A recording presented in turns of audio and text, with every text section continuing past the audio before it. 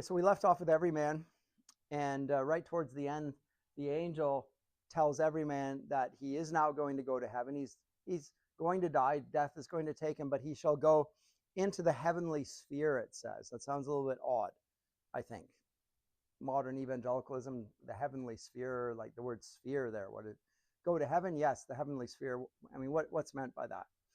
So I'm going to start with that because I'm now going to talk about a poet that is writing in the early 17th century. This is written 1530 or thereabouts. And Donne is writing about 70, 80 years later. After the Reformation has happened, John Donne is an Anglican, famous Anglican.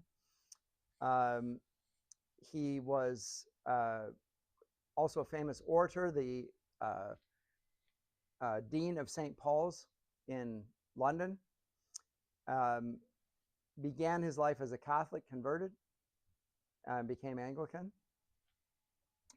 And he writes a series of really interesting poems. We're just today going to look at a couple. We're going to look at the Flea, and then we'll look at a valediction forbidding mourning. When we come to a valediction forbidding mourning, we're going to come into the idea of the spheres of heaven, which is mentioned there in Every Man. I'll come back to that, though. Let's look to Donne, and we'll look at his work, The Flea. And let me find a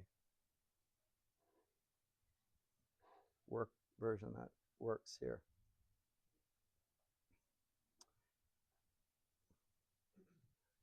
So this is The Flea by John Donne.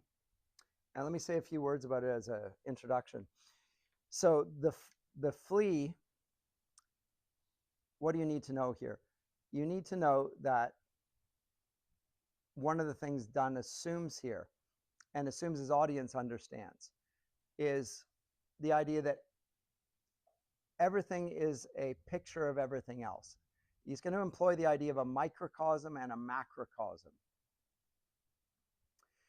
And you can see that this idea goes back into antiquity. You can see it in Plato's Republic, for instance, which we looked at briefly. That Plato's Republic, remember he was discussing what justice was and what it meant to be a just man. We only spent one class on it, the allegory of the cave and all that. But I said it begins with a discussion of justice. And the question is, what does it mean to be a just person? And there's a discussion about justice that ensues. And one of the speakers, Thrasymachus, says that basically it's might makes right, or that the rich and powerful getting what they want. That's what justice is. In other words, they call it justice when they get everything and the poor guy gets nothing. And they can manipulate the justice system again. That's what justice is. Very cynical view. One that you hear very commonly today. Right? Justice is the rich and powerful making the laws bend so that they get what they want in life. That's justice. Socrates disagrees and says that's not what justice is. That may be the standard experience of the justice system, although I think you're overstating it even there. But that's not what justice is. Justice is something that we regard as self-evident, more or less, which is why we can perceive injustice. C.S. Lewis explains it in Mere Christianity this way. When you're in a playground and there are two kids on the playground and one does something to the other that's wrong, the kid who's had the wrong done to him or her says, "Hey, that's not fair." And the kid to whom is said that's not fair, he expects that child to understand what fairness is. And he doesn't have to explain it to him. And the other kid understands when something unfair has been done. Why is that? Why is it that both children know what justice is without a big, long, lengthy philosophical discussion of what justice is? That's Lewis's question. And the answer is because of an inbuilt aspect of our nature, which he calls the Tao, which it's the moral law that's written within human nature. All human beings know when something is unjust and unfair. And they know it when somebody does it to them. Then they realize it, they see it really clearly. When they do an injustice to somebody else, suddenly their vision goes a little foggy. And they have a reason, I didn't really mean it that way. And, I think you're exaggerating, whatever. And there can be a back and forth on this. And eventually, but both of them will know that there is such a thing as justice. There's no debate over it. What is debateful or worthy of discussion is whether we are, in fact, in our perceptions of injustice, biased towards ourselves. And Jesus says we are. So when he says to judge rightly, he uses the analogy of seeing a speck in your neighbor's eye, but not seeing the log in your own. He says, first take the log out of your own eye, and then you will see justly. So in other words, your own sins, you sort of whitewash. You pretend they're not there. You don't even see them very clearly. You come up with reasons why what you did is right. And it's not really unjust. You just need to understand all that sort of stuff. But when somebody else does it against you, you see the smallest little detail of injustice and say, hey, that's not right. And you're right in that judgment. You have been dealt with unjustly, but you're not aware of how sinful you are. So that's what the Republic is about justice. It says that we all understand that it's there. And how am I going to illustrate that? Well, then he uses the microcosm, macrocosm analogy. He says, so for a person, justice is understanding what beauty, truth, goodness, virtue, justice is, and then acting accordingly. And what part of our nature sees that? Well, it's our reason. We can reason very clearly. We can think clearly about it, but we don't always act in accordance with that. Why? Because our passions overrule us. We lust after things. We desire more than we deserve, all that sort of things. So how do we order ourselves? He said, let me give you an illustration, because it's hard to see on like up close and personal.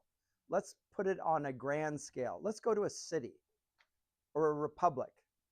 Who in the republic should be ruling over whom, right? So that's the microcosm, macrocosm. Is that clear? Microcosm, macrocosm. So it's a little world and a large world. And a cosmos is the common element. And then there's the micro and the macro. You need that for the flea. What the ancient world assumes to be true, the Renaissance also will assume to be true. That everything in us holds true elsewhere. So when I say that something that's unjust for me, it applies to all of you and justice in general. It doesn't matter about context. Justice is justice. You can't qualify it with it and diminish it. Say, well, there's justice for this group and not for that group. No, there's only justice. It applies to one and all, or it's in some sense a distortion of justice. So that's how the flea begins. And he begins by speaking more or less as a preacher, saying, mark but this flea. So look at this flea. And the flea is going to be an illustration in microcosm of a grander argument. Okay? First point. Second point, and you need to understand, John Donne is a metaphysical poet. And metaphysical poets make absurd arguments which they know are absurd. And in the case of Donne, and we'll find Herbert will be the same, for the purpose of making theological points. Sometimes they're serious, sometimes they're half serious. They're always playful. They tend to be written for friends. You're writing these poems for friends. They're not for publication. They're basically guys in university writing things for other guys, and they're laughing. It will, in it, play upon the courtly love conventions that we've seen already. The idea of wooing the lover, adultery being involved in that's all in the mix here as well. I'll just read the flea, and you're going to see that he does some pretty interesting things, and he weds theology with it as well, which is rather surprising. But let's begin with it. It's only three stanzas. But mark but this flea, and mark in this. By the way, you've seen fleas, right? You ever been bitten by a flea? When they bite you, their bodies swell. It's like a mosquito. The bodies swell up. They get really big. It's disgusting. And they jump around, and oh my, awful. And they're really hard to kill. They're really hard to kill. Like you can squeeze it, and then you let it go, and it, like, I don't know. You gotta get it with your nail, between your nails, and then you can kill it. I was cat sitting my friend who's an academic in Durham, and his cat had fleas. We went away for the weekend, a friend of mine. We came back, and I saw the fleas on the carpet jump towards us in delight. It was horrible. You could see like an army of fleas, and they looked down all on our legs. Oh, it was like you could almost hear them screaming with glee. And then awful things. And I plucked them, and we realized you had to throw them in water. And they would just sit there, and they couldn't get out because of the properties of water. They were stuck there, and it's like, you die in the water. Anyway. Anyway, so I didn't say that. But mark but this flea, and mark in this how little that which thou deniest me is. Now he's speaking, a man speaking to he's rather hopeful, his lover. So there's the situation. There's a woman that he wants to woo, and she's obviously said no. Like, forget it, buddy. No chance. Get away. Like, get lost. And so he begins with this. Mark but this flea. And mark in this how little that which thou deniest me is. Me it sucked first, and now it sucks thee. And in this flea our two bloods mingled be. Now thou knowest that this cannot be said, a sin or shame or loss of maidenhead. Maidenhead is virginity. Yet this enjoys before it woo, and pampered swells with one blood made of two, and this, alas, is more than we would do. So that's how it begins. Now, imagine the scenario. Mr. Donne is laughing while he's writing this. His friends are laughing at this. Maybe the woman if she ever read, would be laughing at it as well, because it's meant in jest. But anyway, and now you need to imagine something else that's happened. She says, oh, this little flea, that's the two of us, like, I'm going to kill it. And then he says, oh, stop. 3 lives in one flea spare, where we almost, nay, more than married are. This flea is you and I, and this our marriage bed, and marriage temple is, though parents grudge, and you, we are met, and cloistered in these living walls of jet black body of the flea. Though use make you apt to kill me, by the way, kill me in Renaissance slang is to have sexual relations. And though use make you apt, he's insinuating that she is used to doing the things she's denying from, so he's insulting her again. Let not to that self-murder added be, and sacrilege 3 sins in killing 3. So if she's unimpressed thus far, just wait till how it ends, which is she kills the thing. She's ignoring him, and he's killed her. She's killed the flea with her nails. Like, squeeze it, and the blood's popped, and dead flea. Ha! And then his response, cruel and sudden, hast thou since purpled thy nail in blood of innocence? Wherein could this flea guilty be, except in that drop which it sucked from thee? Now it's just a flea. Yet thou triumphs and sayest that thou find'st not thyself nor me the weaker now. 'Tis true. Then learn how false fears be. Just so much honor, when thou yields to me, will waste as this flea's life, death took life from thee. So it's endlessly playful. It's jesting, but it's filled with theological allusions. I don't know if you picked them up. The idea of marriage in Christian thought is that marriage is the union of two. You're one flesh, right? And the one flesh is the body of the flea now. And it's the marriage bed. So here at the outset, when the flea says it's you and I, it's our marriage bed and our marriage temple. It gives it a sacramental status even. And not only a bed and a temple, it's a cloister. Cloisters where those who are like monks and nuns live. A chaste life. This is a symbol of chastity. It's a symbol of purity.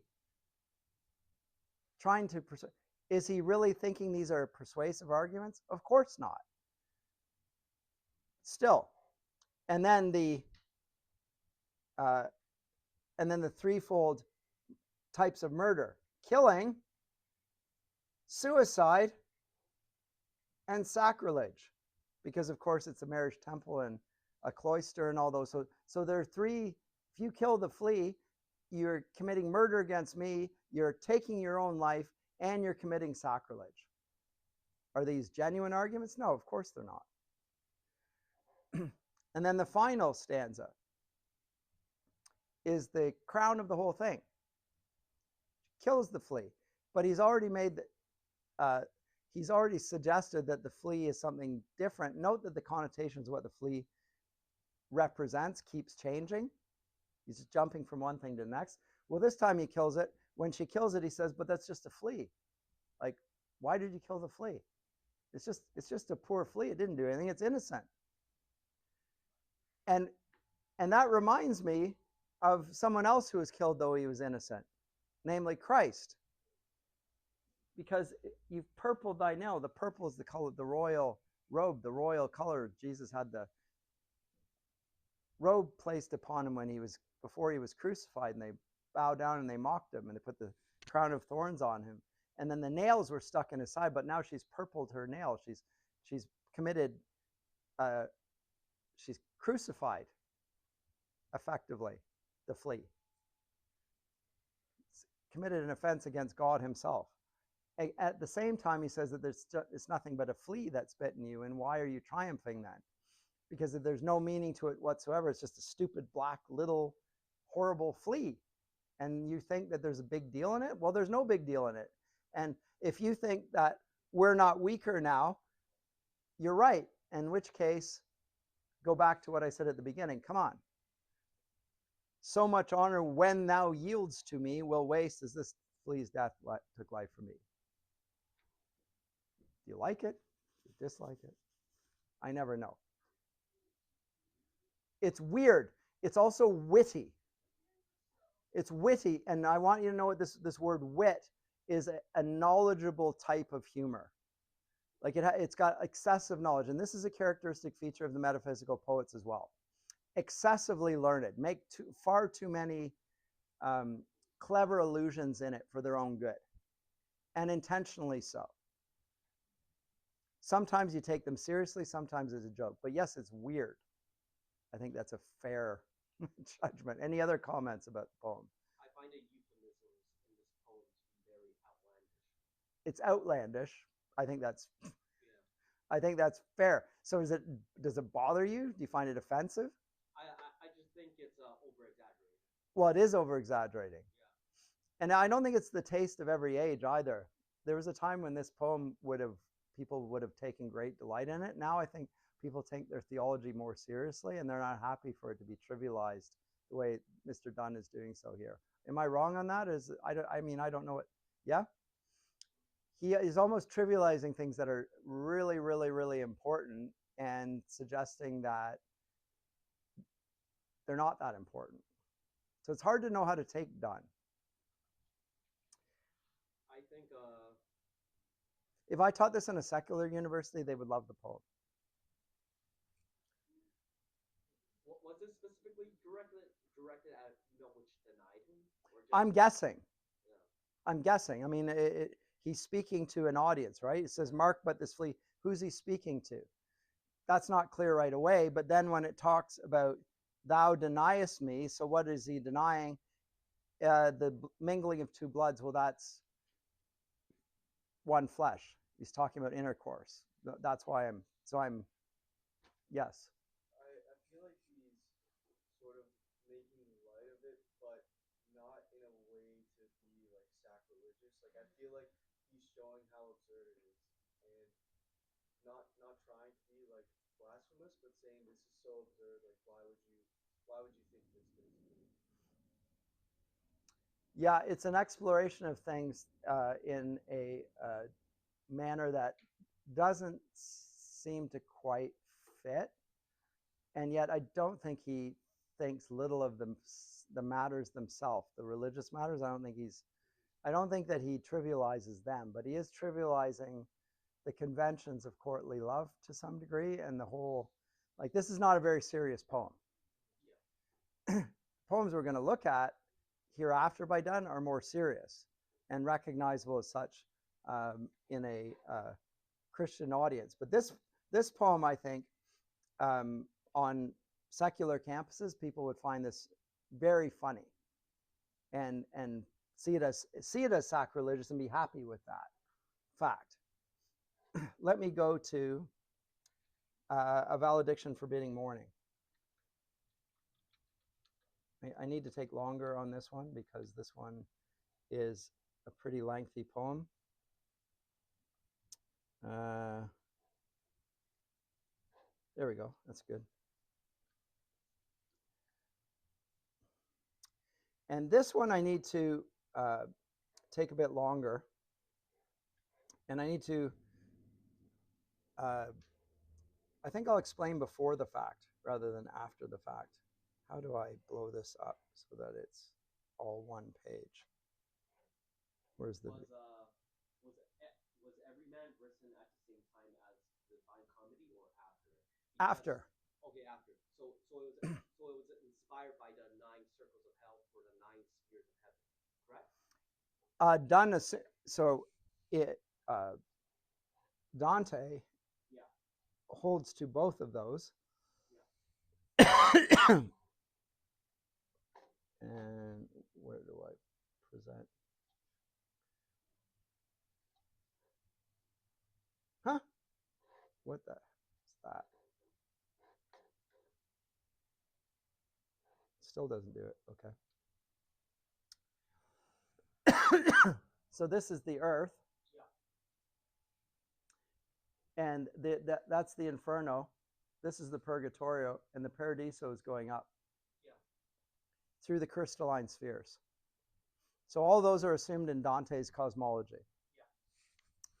And the invention of hell and purgatory, that's Dante's own invention, as it were, is his imaginative invention. The idea of the crystalline spheres is not Dante's. It's standard Catholic and I would say even Greek thinking, that there is a cosmology there. Oops. That's a good way. That's a better way of putting it. And basically, this is the Earth here. And this is the moon, and this is Mercury, Venus, the Sun, Mars, Jupiter, Saturn, and then the outer spheres, the 8th, the 9th, and the 10th, crystalline spheres. And these spheres, first of all, the representatives of these different planets represent the 8 notes of the musical scale. So music and astronomy are connected in the quadrivium. There are 7 liberal arts. Have you heard of the liberal arts? You have heard of it. You won't know much about it, I'm pretty sure. But I'm going to give you a brief lesson in it if I can find this. Get rid of this. Shiny, happy face. There are 7 liberal arts.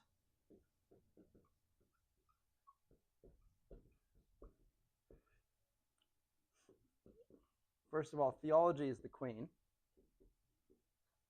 And she has 7 liberal arts under her. 3 of them related to words, and 4 of them related to numbers. 1, 2, 3, 4. The liberal arts related to words are grammar, dialectic or logic, and rhetoric. Sorry, this is not working very well. It'd be easier if I did it sideways. In fact, I'm going to do that. Grammar, dialectic, rhetoric.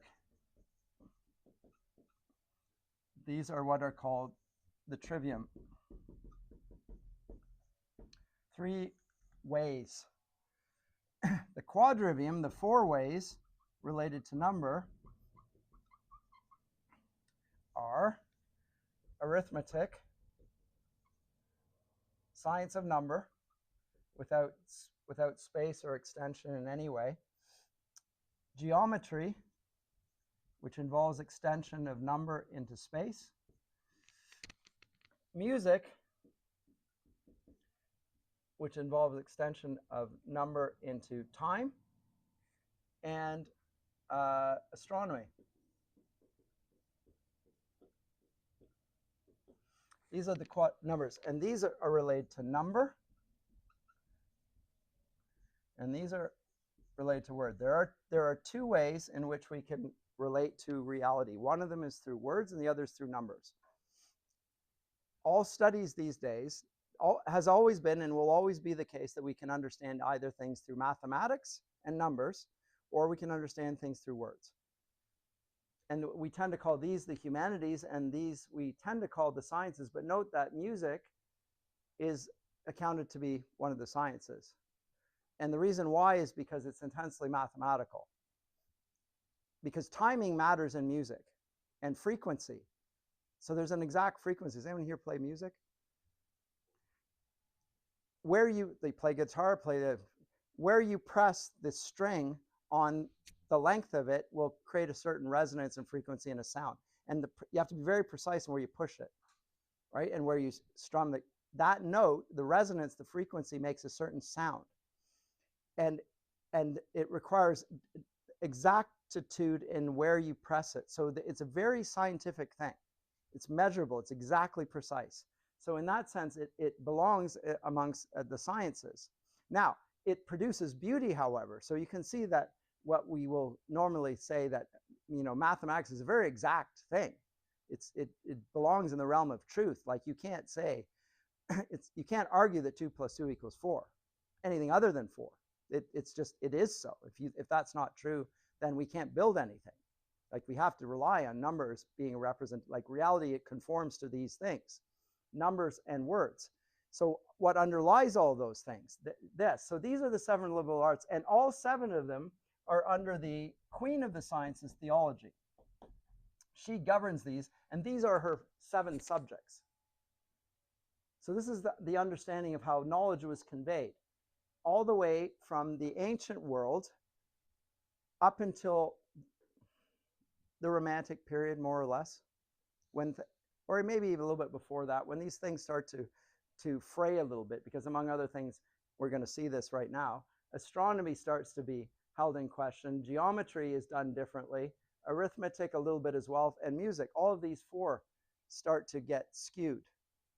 Not basically, but the standard Western treatise for music up until the 19th century was written by Boethius in the 5th century. 1,500 years, one musical treatise explaining what music was, how to understand it, understanding the implications of it, etc.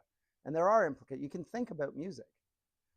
And the intervals between the musical notes, those count as well and are part of the sound is the absence of sound. You need a little pause between, the length of the notes, how long you hold it.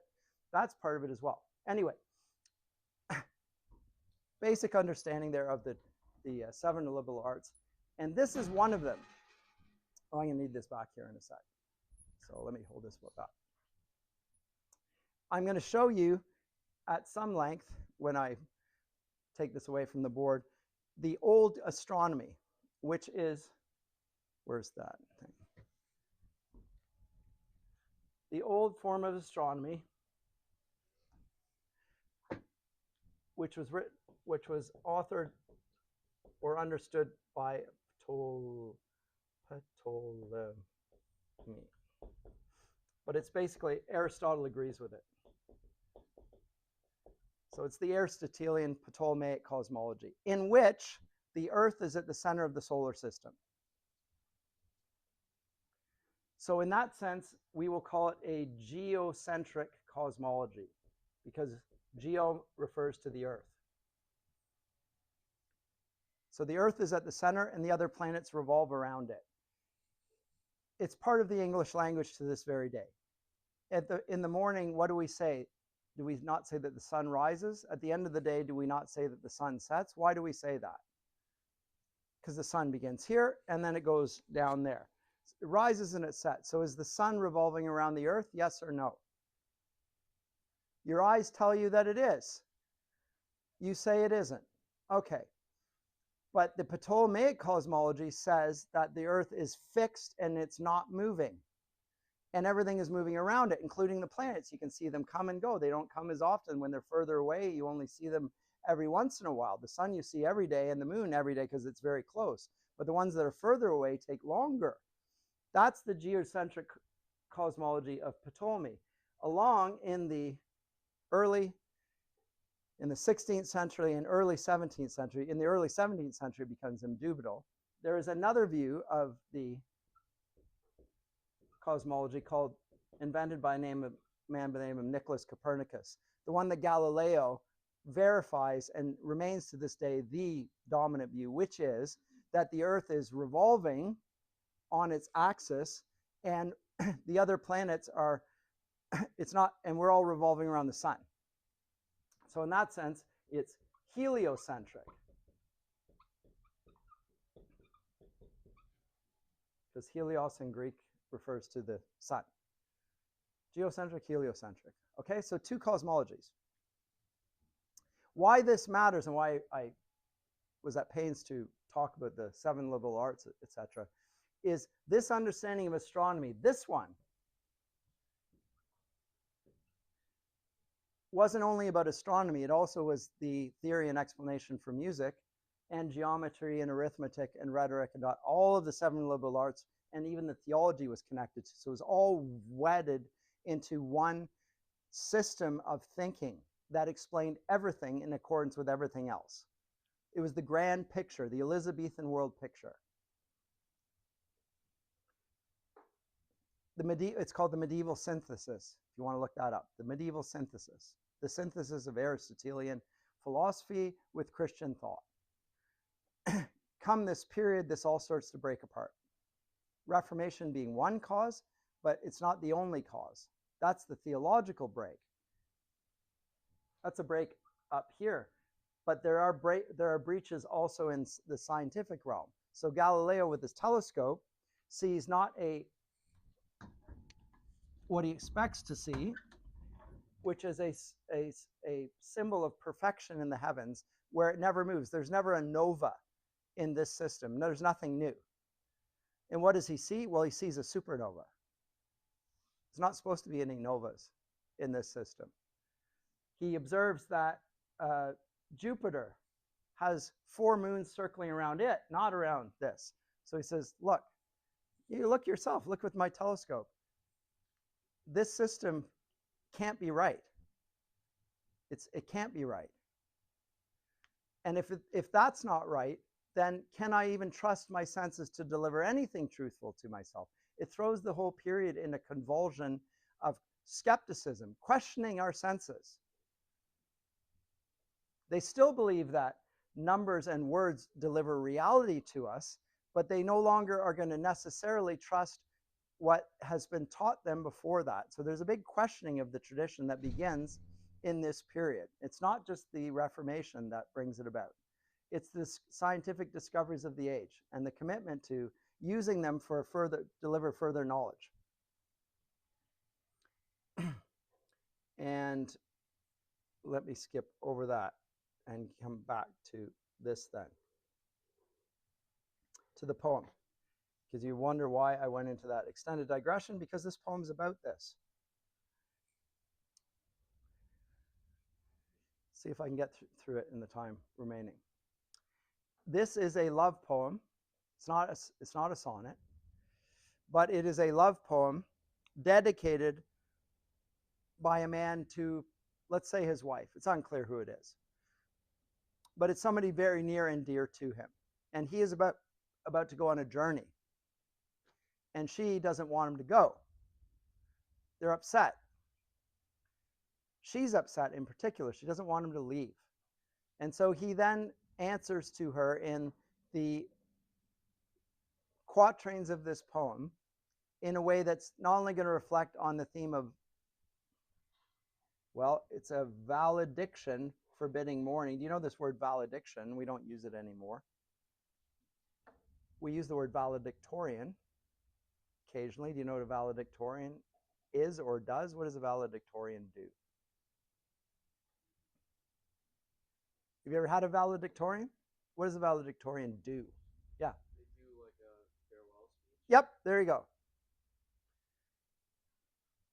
The farewell speech that, wishing well to the class, you're a representative of the class, you speak to the class. And this is a valediction, but it's one that's forbidding mourning. He doesn't want her to be upset and to mourn his absence. And then he starts making extended comparisons and using metaphysical conceits. Now, metaphysical conceits are unlikely comparisons. We've already seen one in the form of the flea. The idea that a flea should represent a faithful relationship in any way is absurd. And yet he uses it. It's one of his best illustrations of a metaphysical conceit. We're going to find others in this poem as well. But let me just read it for you, and then I'm going to go through it and break it down and show you how it connects to that cosmology that I just talked about. So let's just read the whole thing. I won't interrupt myself. I have to tell myself and be strict with this. As virtuous men pass mildly away and whisper to their souls to go, while some of their sad friends do say, the breath goes now, and some say no, so let us melt and make no noise. No tear floods nor sigh tempests move. 'Twere profanation of our joys to tell the laity our love. Moving of the earth brings harms and fears. Men reckon what it did and meant. But trepidation of the spheres, though greater far, is innocent. Dull, sublunary lovers love, whose soul is sense, cannot admit absence, because it doth remove those things which elemented it. But we, by a love so much refined that ourselves know not what it is, interassured of the mind, care less eyes, lips, and hands to miss. Our two souls, therefore, which are one, though I must go, endure not yet a breach, but an expansion, like gold to airy thinness beat. If they be two, they are two so as stiff twin compasses are two. You know what compasses are? Remember in geometry? The compass, you stick the one foot. Okay. Thy soul, the fixed foot, makes no show to move, but doth if the other do. And though it in the center sit, yet when the other far doth roam, it leans and hearkens after it, and grows erect as that comes home. Such wilt thou be to me, who must like the other foot obliquely run. Thy firmness makes my circle just, and makes me end where I begun. So let me just remind you that if you were going to, in geometry, when you have a pair of compasses, the things like that, they're metal, and one's got a really spiky end and the other has a pencil on the end where it leaves a mark. And if this is stuck in the center, what it results in, there's a little hole in your page, and then there's a perfect circle around it. This will be right in the center. Right bang in the center. That's what it'll look like. If the foot in the middle doesn't move, then the circle around it will be perfectly 360 degrees, no imperfections, whatever. It's a symbol of perfection. Right? Just like a ring. It's a symbol of eternity. Who knows where it begins? Who knows where it is? Symbol of perfection, symbol of eternity. We give rings as a reflection on that. Let me also say that in alchemy, the medieval weird system, this is a symbol for gold. This. A dot in the middle of a circle. It's a symbol for gold. So when he earlier talks about two souls and he then makes the comparison to gold, he's again making repeated reference to the same sort of visual image of a dot in the middle of a circle and gold being connected to that. Now, it's an unlikely one, but if you understand alchemy and its symbols and gold and its properties, which it retains to this day. I mean, you have jewelry made of gold. Why do you have gold jewelry? It's shiny. It's, glorious, it's expensive. It's also very malleable. You can pound it and stretch it and make it very thin. You can pull it. It's really good for jewelry for that reason. You can adorn things with a very thin layer of it. So it's soft. So you don't want 24 karat gold. It's too soft. Actually, that's why they add a little alloy into it. But it allows that sort of, and so the two of them, when they go apart, the gold can be stretched and they're still together. Right? It's not a breach. Our love gets bigger for all the distance, not smaller when we're together. We're going to think of this in a different way. So he's using metaphysical conceits to express a superior type of love to that of earthly love, which is just a physical understanding. So when I leave you, your beloved is no longer with you. I'm gone. Don't think of it that way. Don't think of it that way, because our love, the love that unites us, is boundless. It does not require us to be present. We love each other irrespective of whether we're near or far. But it begins, let me go back to the beginning, because this governs the whole poem. This little word, as. What does this connote in English? The figure of speech that begins with a like or an as. You learned this in high school, I think, still to this day. What are comparisons that begin with like or as called? Yep. This is a simile. So as this or like this, you expect something to be compared to it then, right? And that is exactly what ensues here.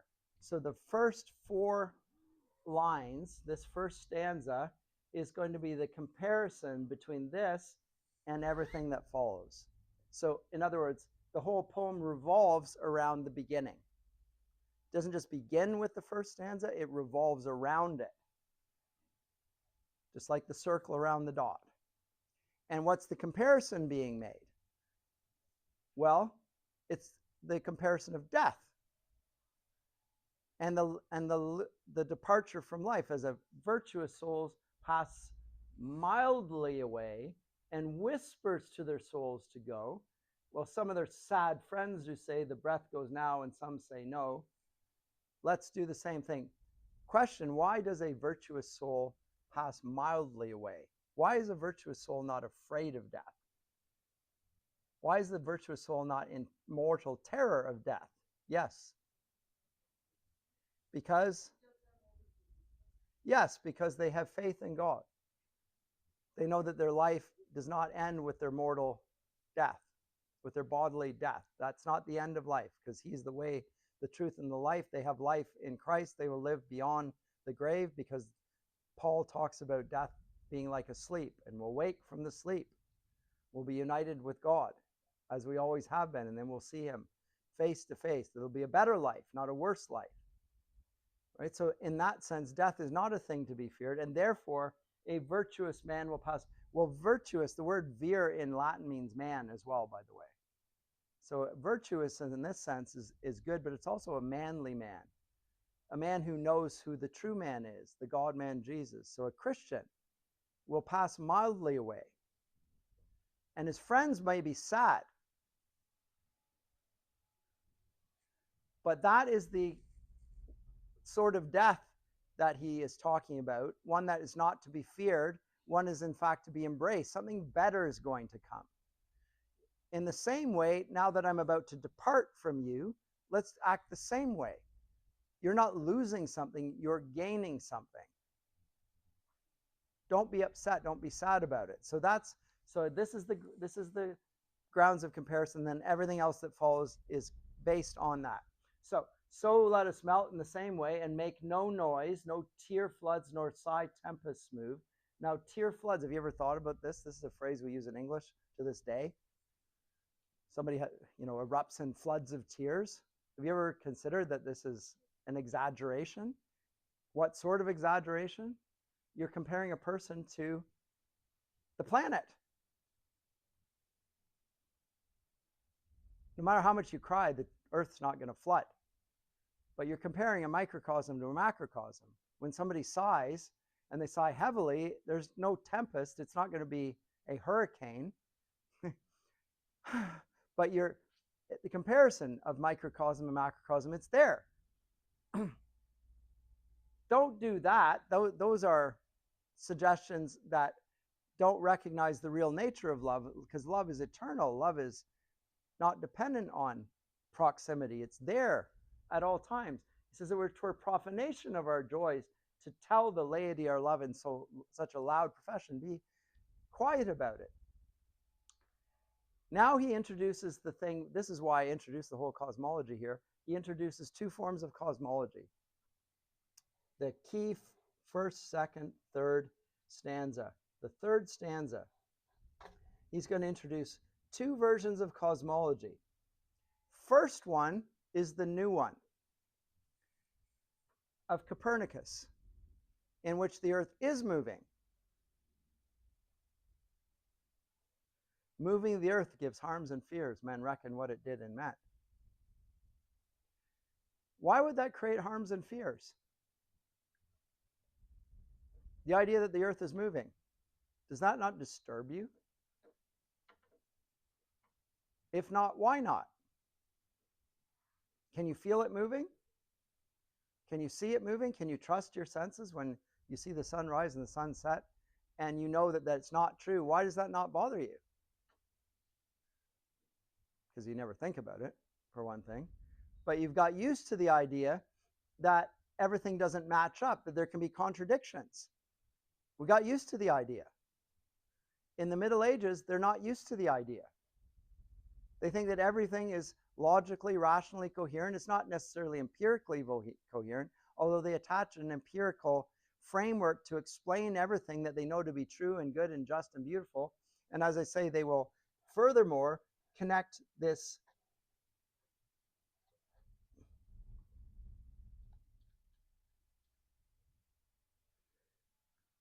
to this frame, like the orders of the angels get attached to this. The musical scale gets attached to this. Astronomy gets attached to it. Everything gets attached to it.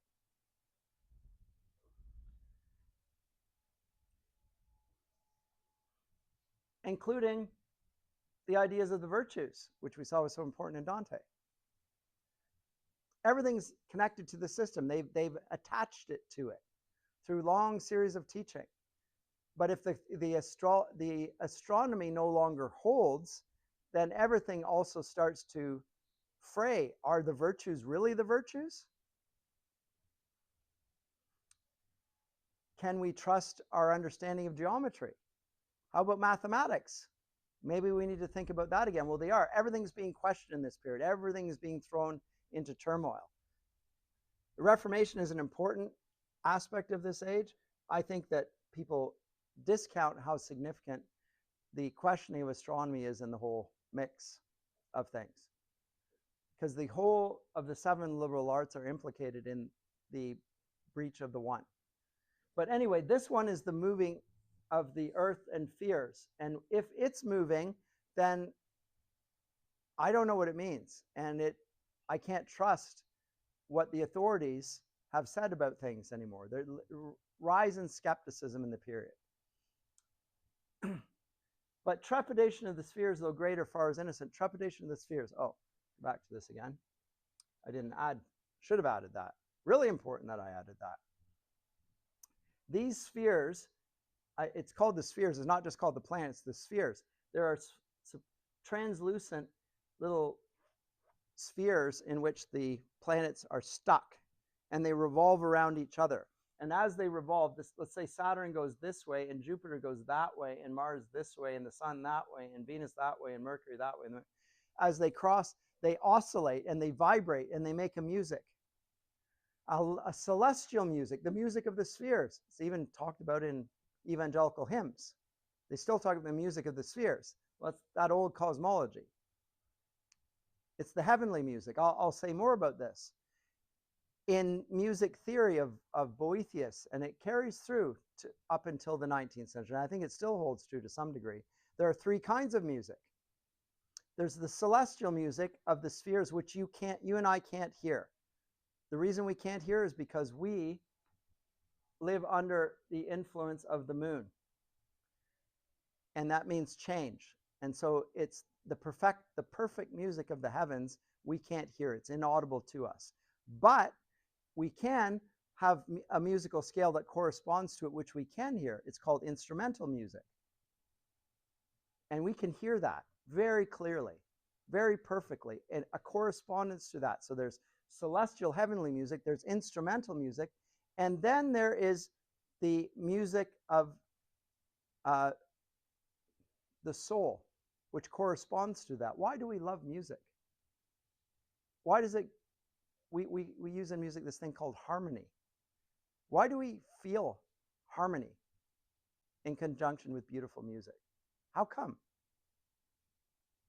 Because there's a correspondence between what's within us to the sound to the constellations. That's the explanation.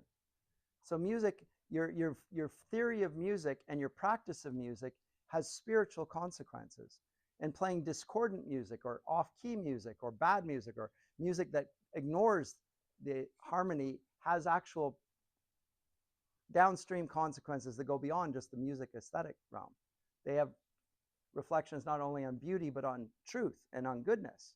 Music really matters. In the early church, they didn't play instrumental music, by the way. They only had a cappella singing. I don't need to get into the whole background of all that. Even in the Anglican Church, they only sung metrical psalms up until the 19th century. No hymns, no instrumental music, a cappella, singing, antiphonally. Most people don't even know it. And I'm talking about evangelical Anglicans as well. Musical instrumentation and that sort of, that's a relatively new invention. Renaissance period, where it starts to become. And then when it gets brought into the church, there are reformers that are fantastic musicians. They play the music at home. They don't play it in the church.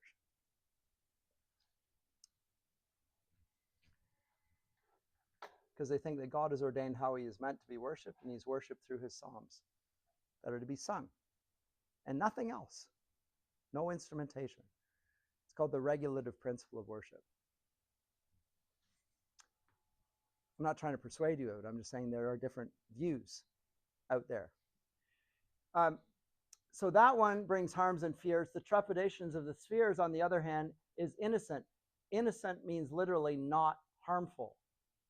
This one's harmful. This one is not harmful. Innocent is no harm. Nocere is the Latin for to harm. So direct contrast.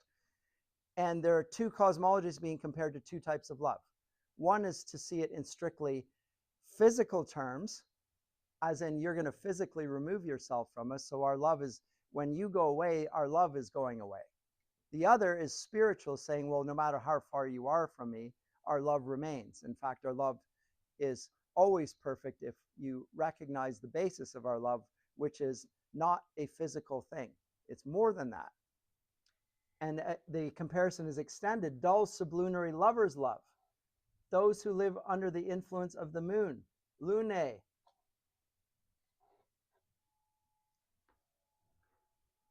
Whose soul is sense, their senses, their five senses.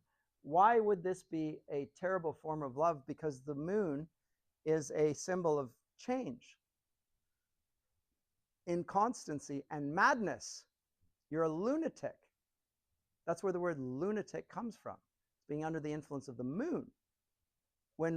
Did you read Romeo and Juliet in high school? Romeo swears his love to Juliet by the moon.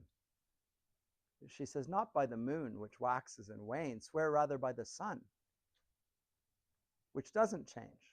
Right? She gets it. I don't know if we get it when she says that, but she gets it. Don't swear by a symbol of change, of inconstancy. Swear by eternal love. You're not going to be faithless. You're going to remain constant to me. Absent, because it doth remove the things that do elemental. But we are like these. This form of love. By love so much refine that ourselves know not what it is. Interassured of the mind, care less eyes, lips, and hands to miss. Our two souls, therefore, and now we get all of the analogies that I spent a few minutes earlier on talking about. It's like gold in the sense that it's stretched, it remains one piece. The symbol, the dot in the circle in the center, which is the symbol of what? See the solus here?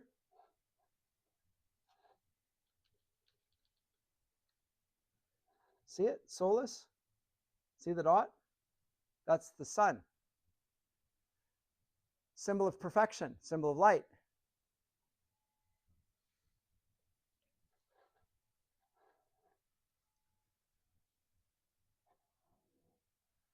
Or like stiff twin compasses. Again, circling around. The one moves, but the other stays fixed, and therefore it creates this symbol of perfection. So multiple ways of saying the same thing in different ways. This is the final, this is called a metaphysical conceit. If you compare your loved one and you know, the two of us are like a pair of compasses. You'll get, you need to try harder. That's not writing a Valentine's Day card and like, you know, the two of us are like stiff twin compasses. That, you know, if you don't move, we'll always be connected in a symbol of perfection. This thing, that's not working for me. But that's the metaphysical conceit that he uses here. So as I say, it's overly intellectual. It's witty in the sense that it possesses, there's a highly intellectualized form of comparison that's involved in it. It doesn't always appeal to everybody, but I think it's intensely interesting. And it's a product of an age that doesn't want to get rid of anything. It believes that there's truth in both worldviews, the one that's parted and the one that's coming, and they have to find some way of holding everything together. And the 17th century is very much that sort of age. Final comments or questions on your part, because I am done. I managed to do what I sought to do there in 20 minutes. I know you do, and I'm not surprised because I like it better. Because it fits with the tenets of the Christian faith, and there's so many, this is a better poem in many different ways. It's not just a matter of personal preference, it's just a better poem. But am I digging too deep when it says the earth shake, as in it's alluding to Atlas carrying the earth? Yeah, no, I don't think he has that image in mind, although you could, but that's not what he has in mind. He's thinking more of the idea of Galileo looking and saying, well, actually, the earth, although it appears to be sitting still, is moving around the sun, in which case we're moving, and we're moving at great speed, in fact. Well, if that's the case, and I can't trust my senses that I'm not moving at all, then what can I trust with my senses? That creates all sorts of doubts in me, and I wonder. So it's a great, if you're in the university field, this will shake your world. And it does. And that's what I think Donne's expressing here. Anyway.